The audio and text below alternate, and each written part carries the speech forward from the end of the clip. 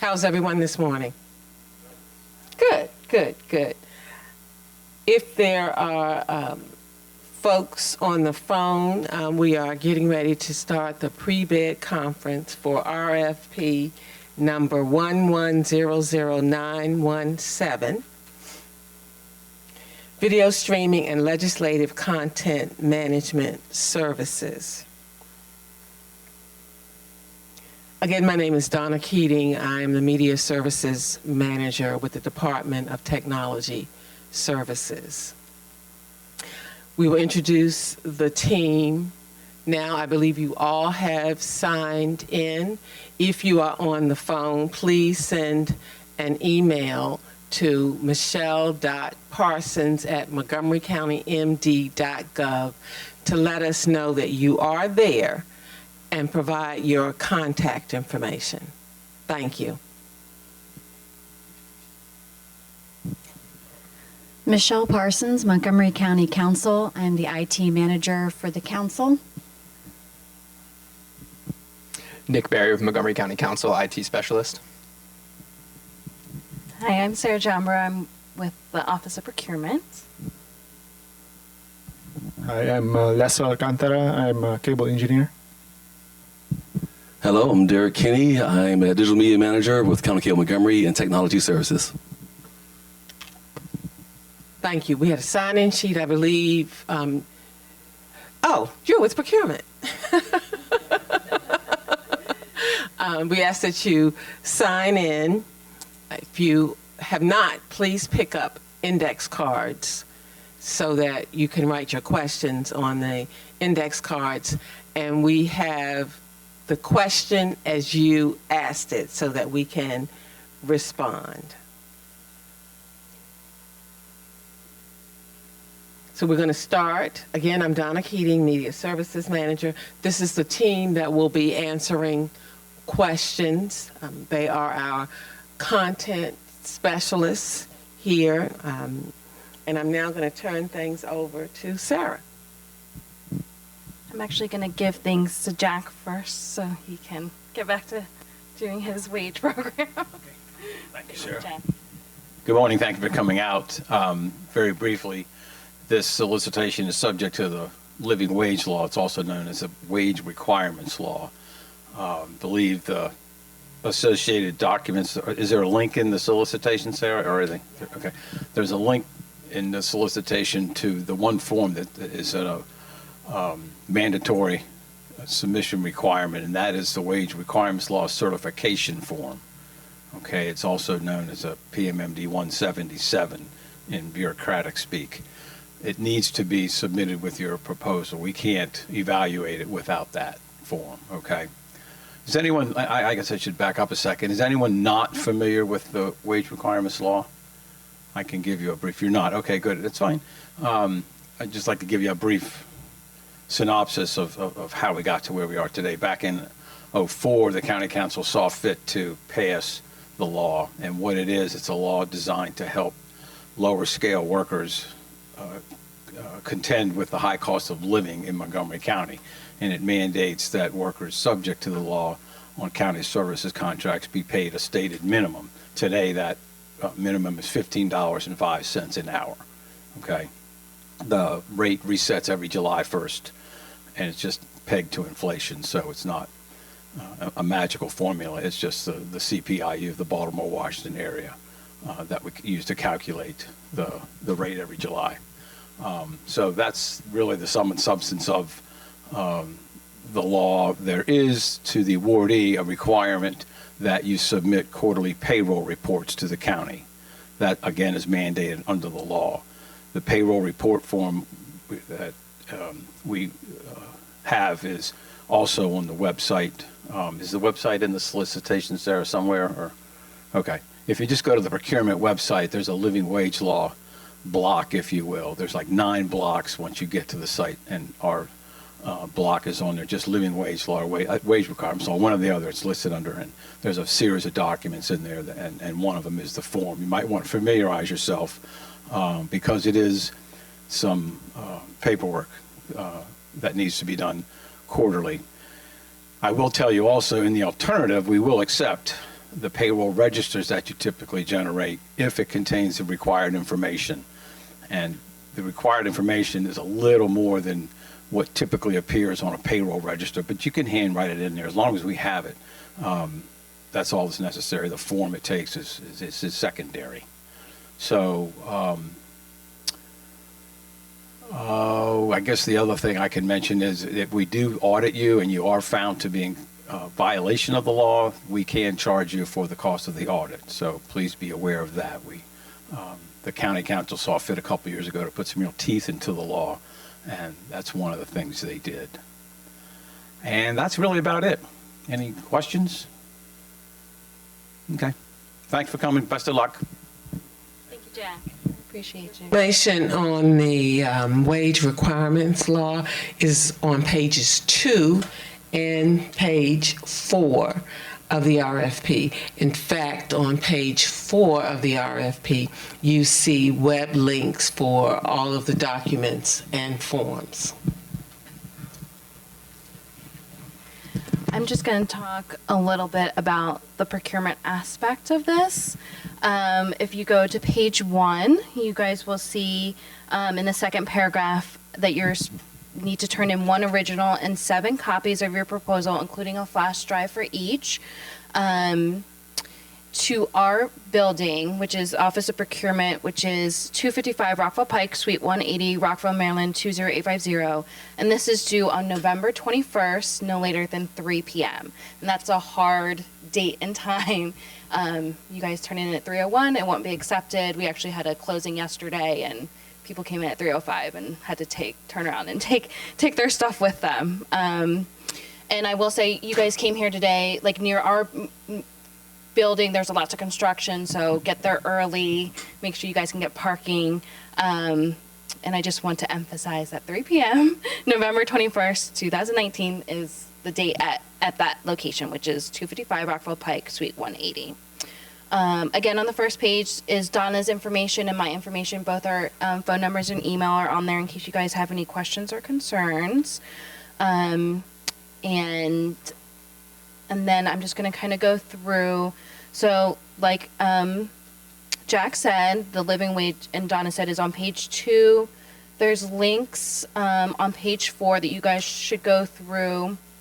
And an important page of this is page 5, which is the acknowledgement page. We actually already issued 1 amendment with a call-in number.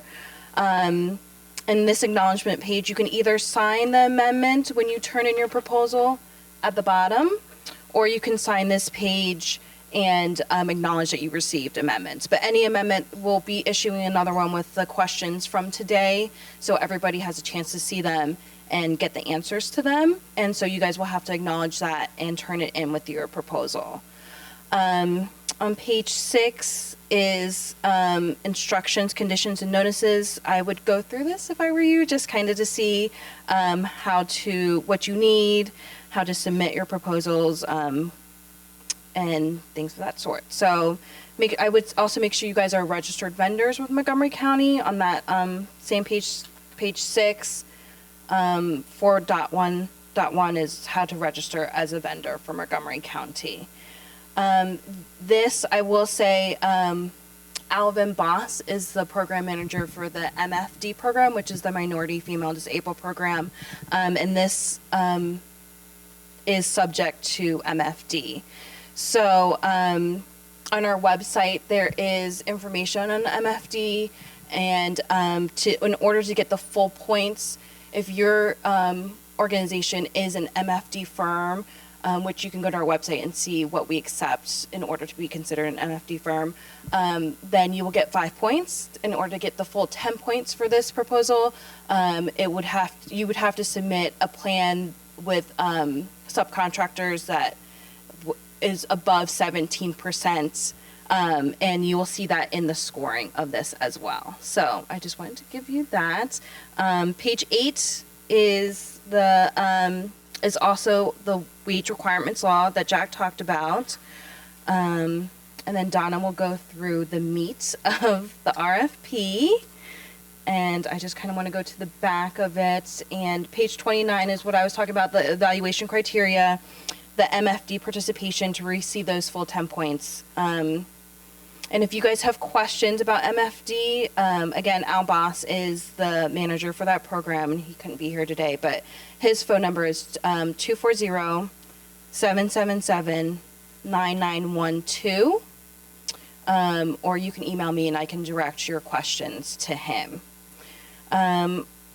Another important page I would go through is page 30, which is the proposal submission. Just make sure you guys really go through that and know what to submit when you submit your proposal.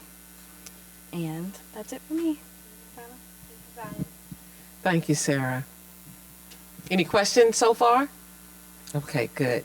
Moving right along, we're going to look at the RFP, and I will give a high-level overview. Then we will turn it over to the team. Montgomery County is looking for a video and legislative management software solution. Currently, the solution is provided in-house by our team. So there is no current vendor. A lot of times people will say, who's the current vendor? The current vendor is us. So, but we have a government access channel. And our mission, of course, is to inform our residents and viewers about the programs and services offered by Montgomery County. Our programming ranges from county council sessions to announcements to weather, traffic. We have traffic on our channel. We are on the air 24/7. Our engineering team, while they are not here 24/7, provide support 24/7. Any questions? All right. So I am now going to turn things over. I'm going to start with Michelle Parsons, IT specialist, guru for the County Council. Good morning again. Thanks for coming out today. Our council, we set up recordings for the clerk. The clerk creates the schedule, and each week we have public hearings and council hearings on Tuesdays. We have committee work sessions the rest of the week. We have simultaneous committee work sessions, and our job is to set up the schedule with a video on demand service. Currently we're using YouTube and Facebook to perform that work. We upload agendas for each of the council hearings and committee work sessions. The agendas are in PDF format. Everything's available online for you to look at after the meeting.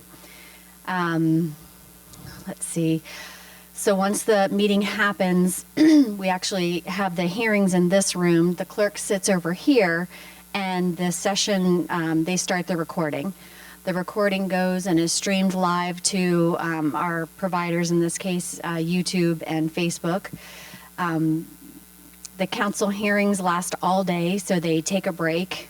The cable office transfers us to a cable broadcast during that break for lunch, which is typically an hour, and then they come back. So after the council session is done, the clerk staff then kind of creates the archive. They'll trim the video.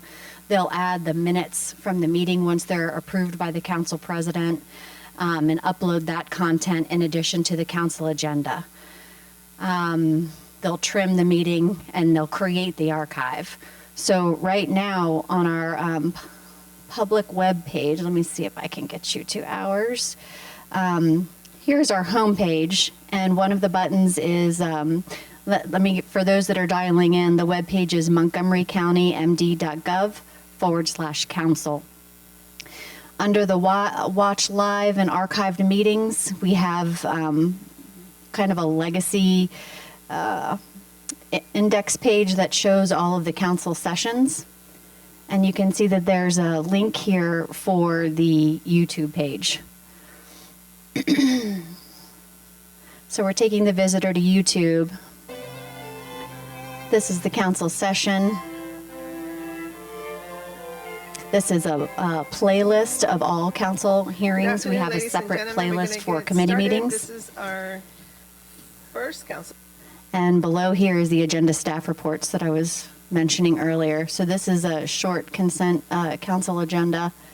And if you click on the link, you can see all of the staff reports for reference.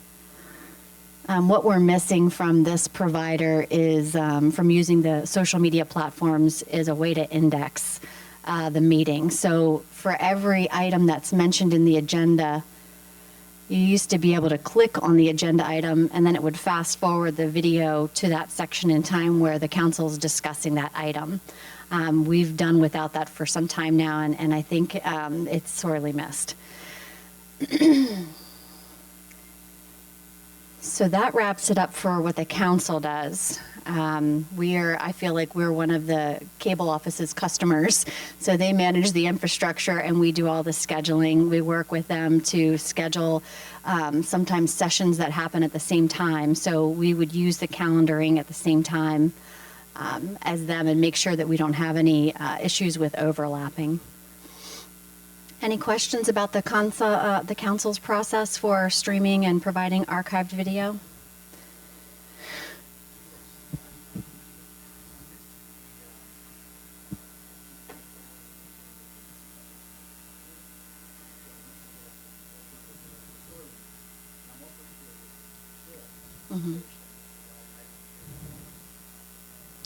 When I say provider, I'm referring to the social media platform that we're using right now to provide this information. Like I just demoed the YouTube platform.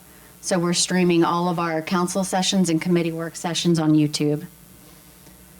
What we're missing is the ability to skip to a certain part of the agenda. Of which are found in the based on the agenda. So what we used to have formerly was the ability to open up an agenda item, we understand that click on every an individual item, is different, and the video would fast forward to that point in time where they were discussing that item. And just not a dollar sign. And with that said, we hope And you then reconsider. I was remiss in saying that the zoning final and- part of our work is to compress the archive, the video and audio, into a small file and store it in-house. Any other questions?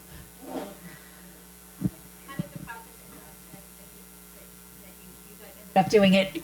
Oh, sorry. How did the process end up that you guys ended up doing this on your own, and why are you, I guess, Do you want me to- shifting from having someone do it to doing it on your own to going back?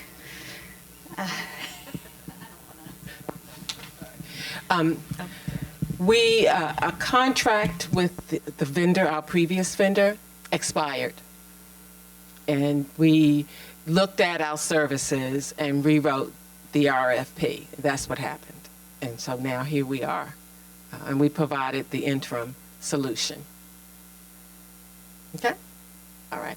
I'm now going to ask Derek Kinney to talk about the solution for the executive branch. All right, so our goal is to give residents the same viewing experience they might get at home watching TV. So on our website, you'll find a live player that's pretty easy to see and runs our content 24/7. So the player or the vendor will have to provide us with an embeddable player that we can put into our website that will be able to stream 24/7 on our website that most people can see. Currently, we're doing that with YouTube, and we've been able to do that 2 years ago, 3 years ago, 4 years ago. We hope to continue to be able to do that 2 years from now, 4 years from now, 6 years from now. So that's one of the key elements of what we provide for residents. We're doing that currently through YouTube and YouTube Live, and our engineers have been good enough to provide us with encoders that can encode the feed that is HD, and as Jim will talk about that later, and HDI that has embedded captions that will stream through our webpage. And I think she was showing it just a moment ago. Okay. Yep, the live page. No, go back to our website. The live page on the website. Okay, great. One of the other things that we do is provide an archive, an embedded archive on the website for all of our programs that are current, as well as the different council sessions. So our approach to presenting the archive information is different from council. everything that we want residents to get from County Cable Montgomery should be found on our website. So there's a video archive. We would like our video archive to be embedded on our website. So Michelle, if you go to one of the menu items at the top, go to the programs, and go down to our county report. Some progress being made. You mentioned. There you are. Click that. And in theory, what should show is a archive list based off of the archive of our provider. That archive list usually has a link to the video as well as a video description and a thumbnail, depending on whichever platform we're on. So that's it. Currently through YouTube, we also have the ability to search through the list and find items. And I think one of the key features that may not be visible here is that when we use YouTube and open it up, we have a button for looking at captions that's able to activate and deactivate. So captions for us are very, very, very important. And the ability for our residents to activate and deactivate captions are very important for us. But what we want is a turnkey solution that is seamless, so that if a resident comes to our website today or they come to our website 2 weeks from now, they'll still have the same features that we have now. So that is a live player that is embedded on the website, as well as an embeddable archive for each of our programs, as well as council sessions. So thank you very much for your time. Are there any questions or comments? Okay, thanks. Okay, we're going to move on. Okay. Is anyone interested in our engineers talking about the engineering solution that we currently provide? Okay, we're going to move on. All right. The contract term. If you would turn to page 27.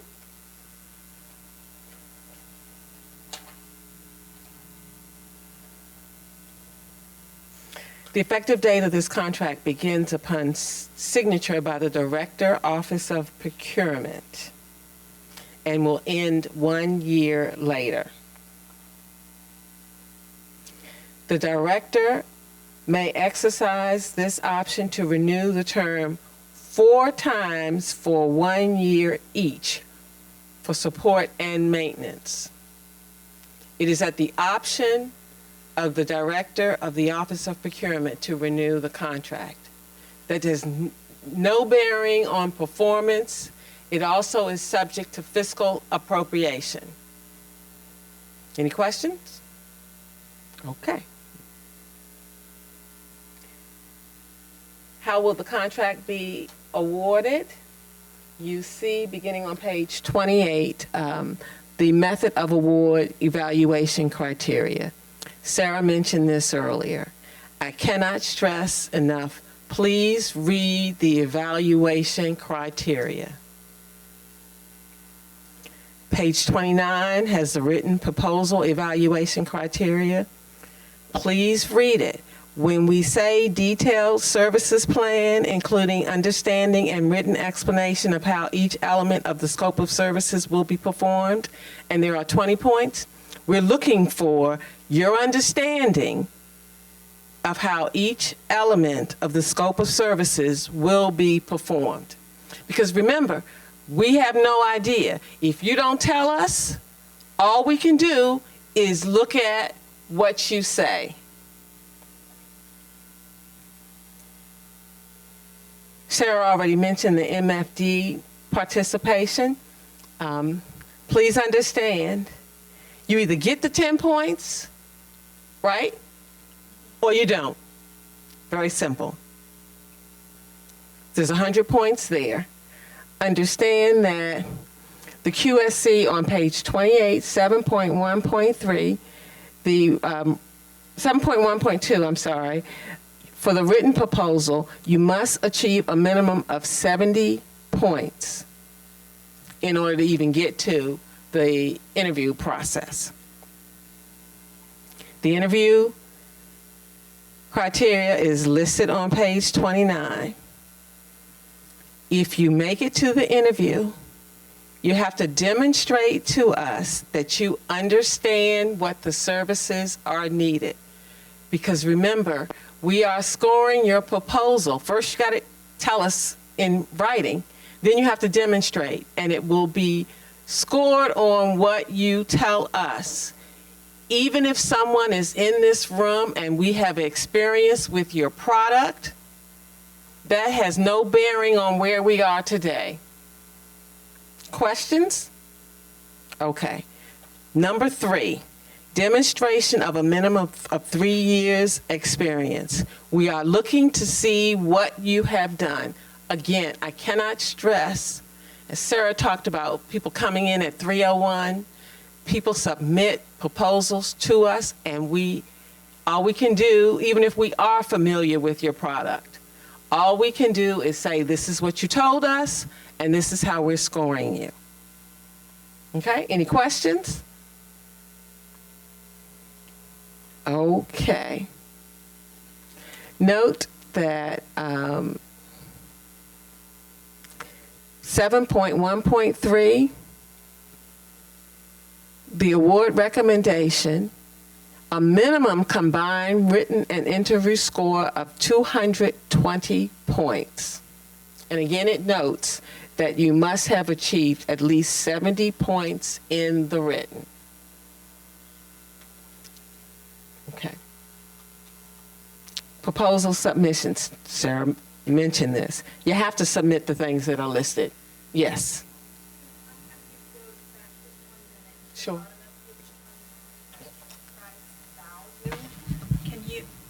I'm asking if you could please address the bottom of page 29 where it says price and value. So what is your price? You know, what are you saying it's going to cost us? I'm just going to make this number up. $50,000 a year. But what is the value? What are we getting for that $50,000 a year? Because someone else might come in and say, and tell me I'm wrong here, Sarah, it's $40,000 a year, but there's less value. Right, Sarah? So that's how we were looking to see how that works. And the price proposal on which one? Attachment D. So please, this is how we can tell what your pricing is, and that is attachment D1.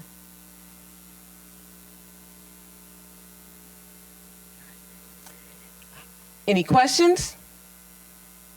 Okay, and then you have pages 31 and 32, the award submissions. And these are the things that, if you are successful, that prior to the execution of a contract, these items and forms must be submitted. Questions? Okay, I'm going to turn it back over to Sarah. I actually wanted to say one more thing before I turn it. Al Boss is here, so he'll speak on MFD. But I wanted to, Michelle, if you could go to our website, where you downloaded your the RFP, there is option 1 and option 2 under where you click to download it. If you guys fill out option 2, you will automatically get notification when the amendments arrive, which you have to sign in order to submit your proposal. So make sure you do option 2. If you just click option 1 and download it, then you won't get automatic notification. So it's that box right there with your name and your company and your email. So make sure you guys do that. And I'm going to turn it over to Albas.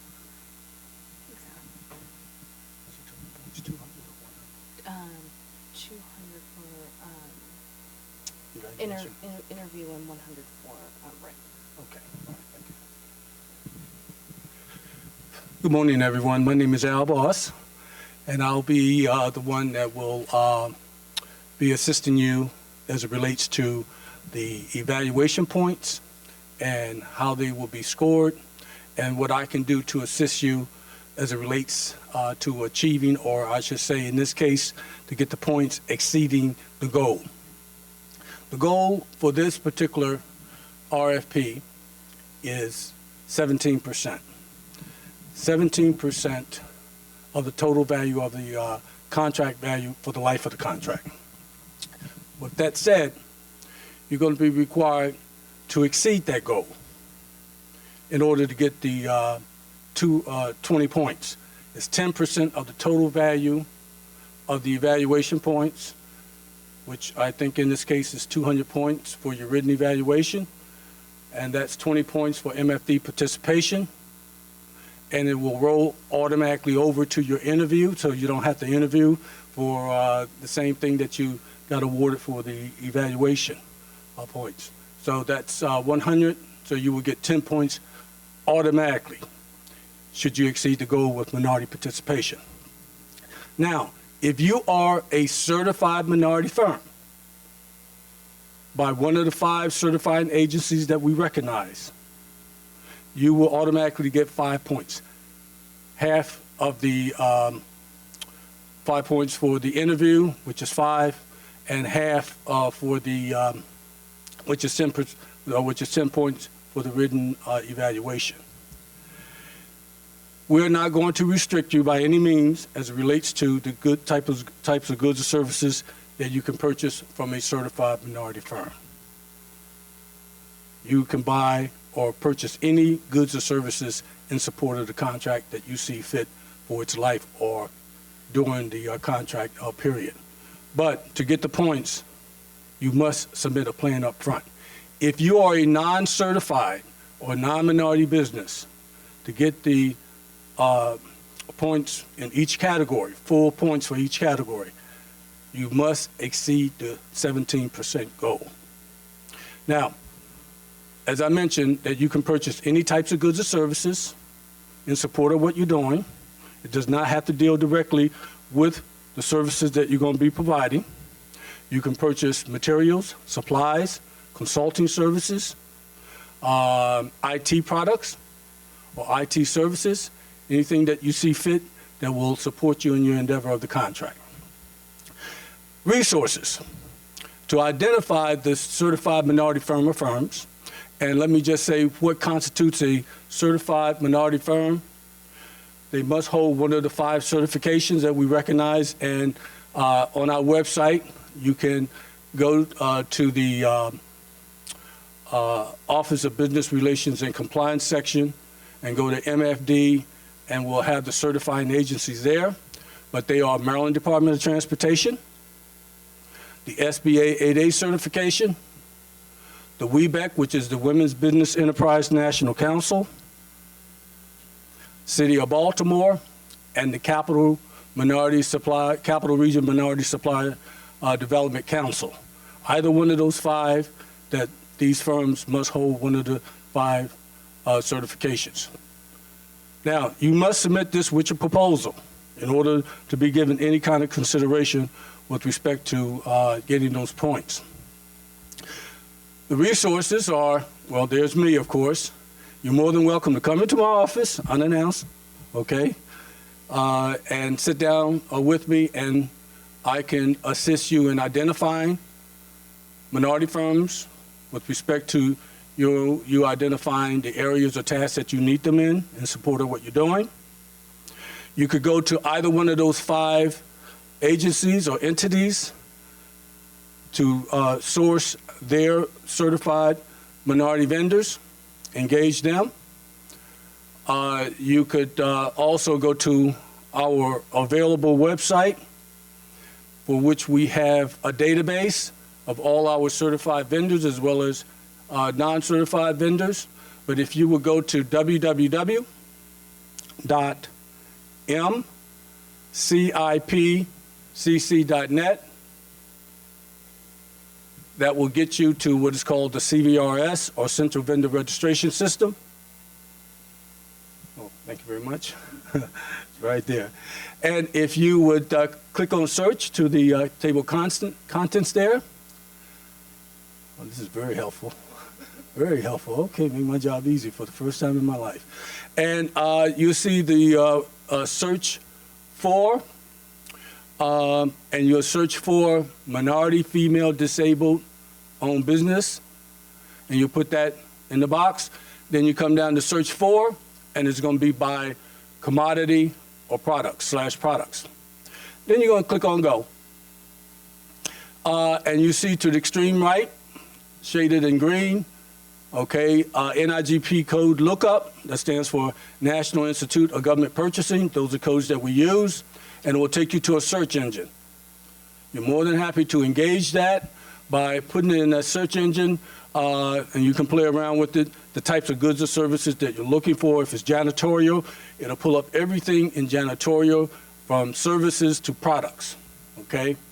And by doing that, you just click on, put a check mark in the box that you are seeking to identify the minority firms that you are wanting to engage. Once you've done that, you just click on go and go back, and then it'll populate all the minority firms that have registered themselves as such with their identified certifications. Okay? Or, again, I said in the outset that I'm a source. You're more than welcome to come to me with a list. Make sure that you identify specifically what you're looking for. I'll go in the database myself and make the match and provide a pool of vendors for you, okay, for which you can engage, or you can do it on your own volition as you see fit. And then I will email it back to you.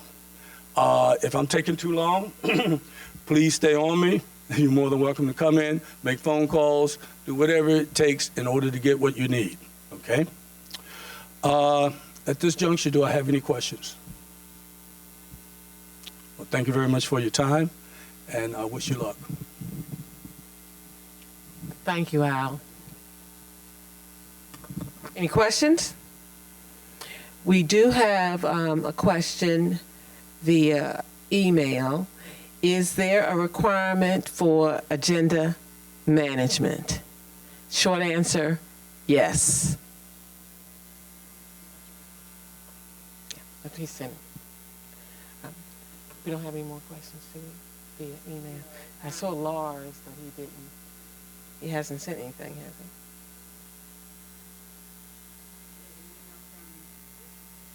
he? We have an email from Mr. Lars Crum from Inventus Media, Inc., and waiting for a question to come in. I'm not sure, Donna, did you mention that all questions will be captured in an amendment to follow? Yep, that's, yep. Thank you. Any questions? Okay.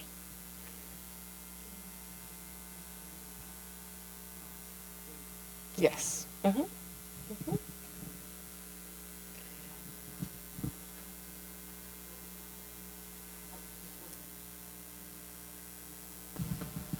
Thank you.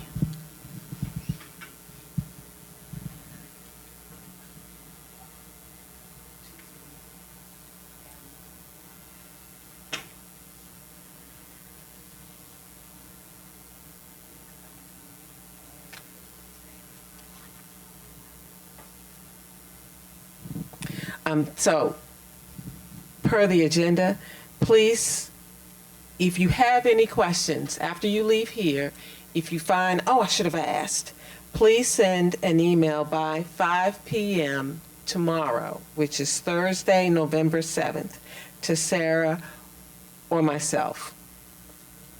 At that point, we will answer them, and they will be provided by the team procurement as time permits.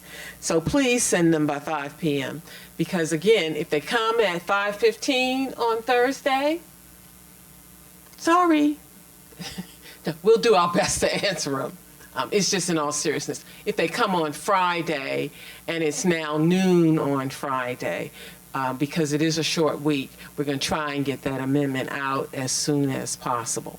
Because remember, this RFP closes on the 21st. Any questions? If I could add something about the agenda Sure. management, please.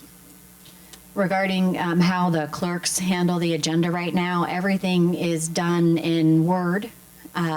Once staff reports come in, they're scanned and uploaded to the web server. The document becomes a PDF file, and the PDF file is uploaded. However, if there is an easier way to upload an agenda online, we are very amenable to that approach. Thank you, Michelle. We do have 3 questions.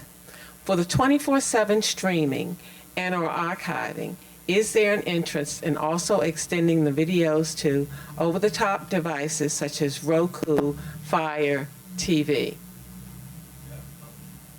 What is this? Yes. So I'm guessing that you all know what over-the-top devices are. Yes. Some people access content through Fire TV, and so the question is, do we want to be able to provide our content via those devices? And it's not a requirement, but if you have that service, we're willing to listen. Is that working? Do you want to continue simulcasting all events on both your website as well as Facebook, YouTube, etc.? Yes.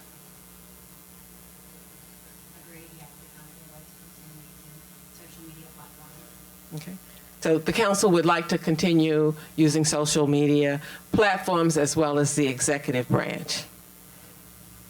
Will you be using your existing encoders going forward, or do you want the selected vendor to provide new encoders? If you give us a second, let's just see what the RFP says.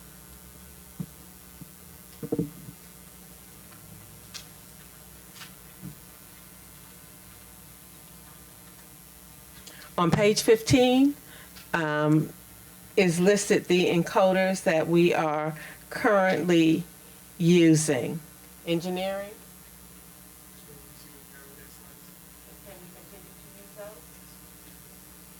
We can continue to use our existing encoders. Feel free to provide us with a solution as well.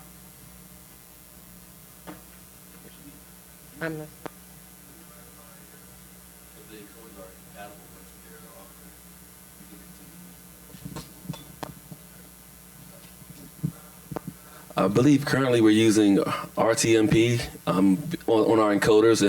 If your solution provides RTMP access or some type of access that our existing encoders can use to encode our stream and send it to your replication service or your content providing service, then the answer would be yes. So we do have encoders. We have several encoders that might be purposed for use with your solution. However, if your solution is not compatible with our encoders, obviously we can't use those with your service.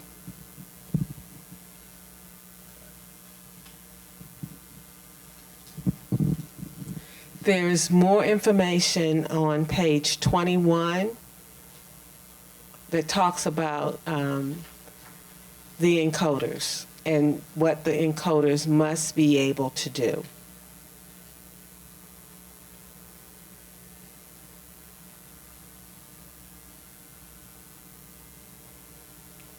Other questions? Okay.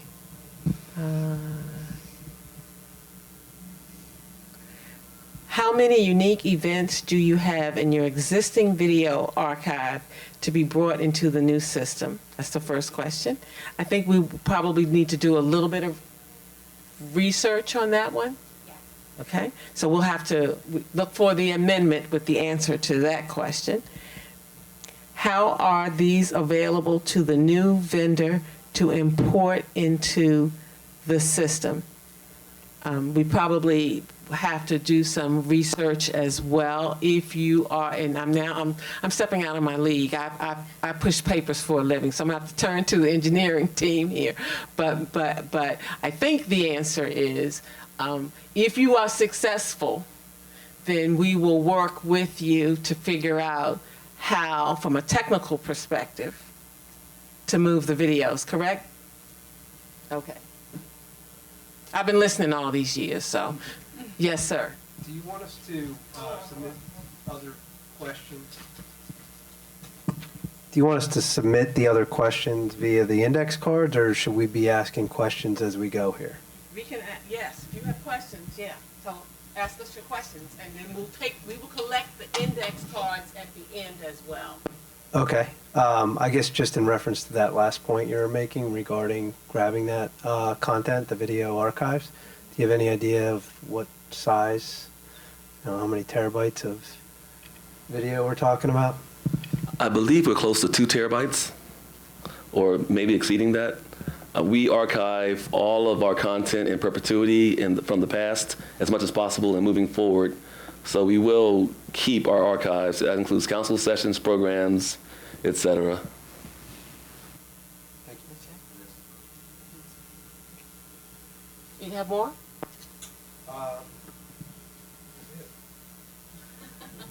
Let's see here. How many content creators will be given security clearance to access the solution?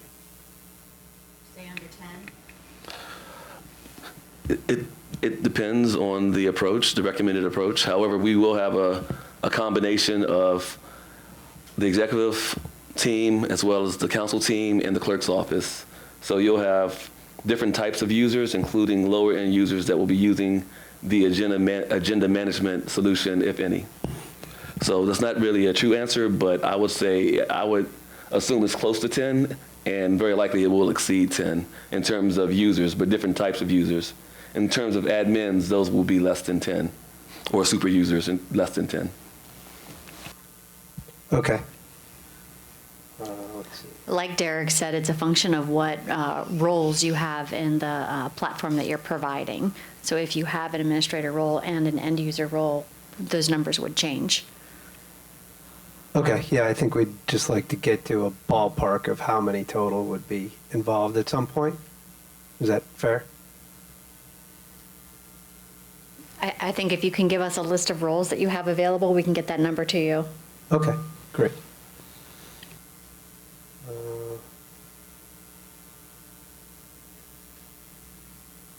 I think that concludes it for me. Anyone else? Oh. I got it, Mike. So I wanted to ask, how do you envision the training occurring? There's one type of training that's described as interactive. Maybe that's a little more hands-on and helping set up the equipment and that kind of thing. And there's also, I guess, some other type of training for the clerk's office. Can you describe what you think, would be helpful? How many people are involved? Just what your vision for the training component is.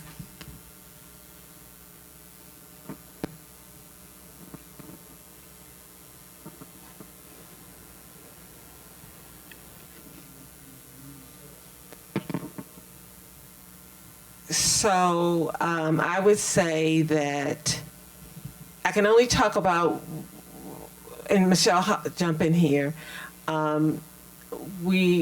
Interactive meaning that you tell us what the product can do as it relates to our needs. We would be able to answer questions, and then we would be able to come back, say in a couple of weeks after we've used the product, and be able to have questions, sort of a give and take. Is that fair? Did I answer your question? So I was sort of thinking about whether you needed some kind of, on-demand training, like, okay, these are the steps to do X, and, whether you might need some kind of, sort of, like webinar or video that would show different types of things that are needed for different people if, the same person's not always doing it, or, do you need some kind of record of how this all works so you don't have to, there's like an hourly training column, and I thought, is there some alternative to that? Or do you need... You would tell us how you envision providing training to use your product. If it is online, online is fine. If you are local and you want to come in and train, that is fine. If you are in California, we need to know, and you're saying that we want to fly somebody in, we need to know. So whatever your idea as to how we should be trained to use your product, you provide that solution to us. Because we will be looking at that solution and scoring that piece as well. Is that fair? Regarding the interactive training for the council clerk staff, the staff is 5. So I can look. The staff is 5 people, so they would be in charge of managing the agenda through the workflow. If, for instance, your agenda management software enabled them to work with the analysts, that would open it up to probably another 20 people. So it all depends on how we choose to have our workflow work with your product. Will really drive the training that's needed.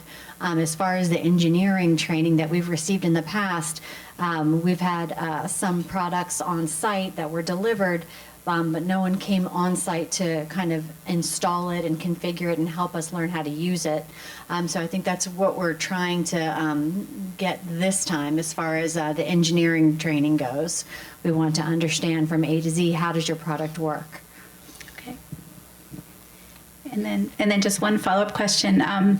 Is there any interest in this? I'm a citizen of Montgomery County, and just wondering that this is a great resource, having all the council meetings and executive material on site. Is there any interest in some materials that would sort of promote what's available, once the solution, is developed or enhanced, to be able to promote that to people in the county, what's available, how they can access it, different tricks of, to finding what they need, that kind of thing.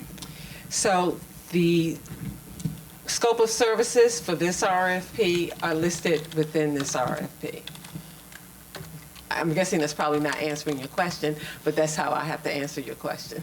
Okay. Any other questions? Okay. So I will take the gentleman's questions. If you have any questions, please submit them via email by 5 p.m. tomorrow, Thursday, November 7th. Our emails are listed. Did you want to say something? Yeah, I just want to follow up on a couple of things that I left out in the presentation. Thank you, Donna. The MFD plan, you can download, and it's probably in the solicitation page 3, item 8. That's usually boilerplate. You can download it, print it out. It's a 4-page document. The other thing I want to mention that I left out, that if you're MFD, you just get half. To get the other half, you have to exceed the goal by 8.51%. That's the 17% goal. So you can purchase any types of goods or services to, in support of what you're doing to get the full 10%, okay, or get the other half. All right. Thank you very much.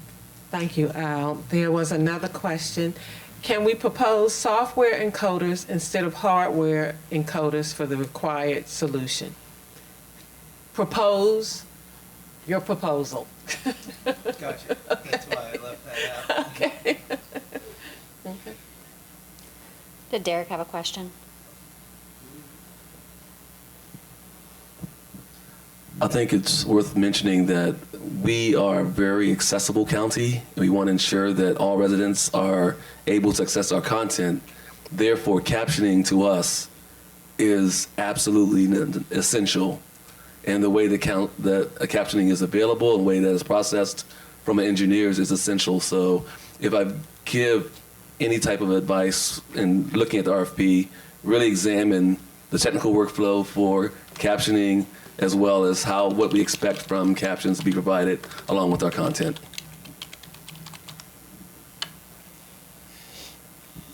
I'm just checking to make sure we don't have any more questions.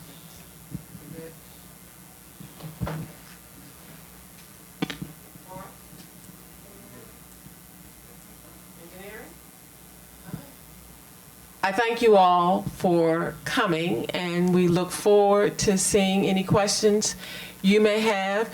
You've got our contact information. Please do not hesitate to call us or send us an email if you have a question or concern. We will respond as quickly as possible. I will tell you that when we respond, we want to make sure that everyone has the same information. Okay? All right. Thanks, everyone. Have a great day.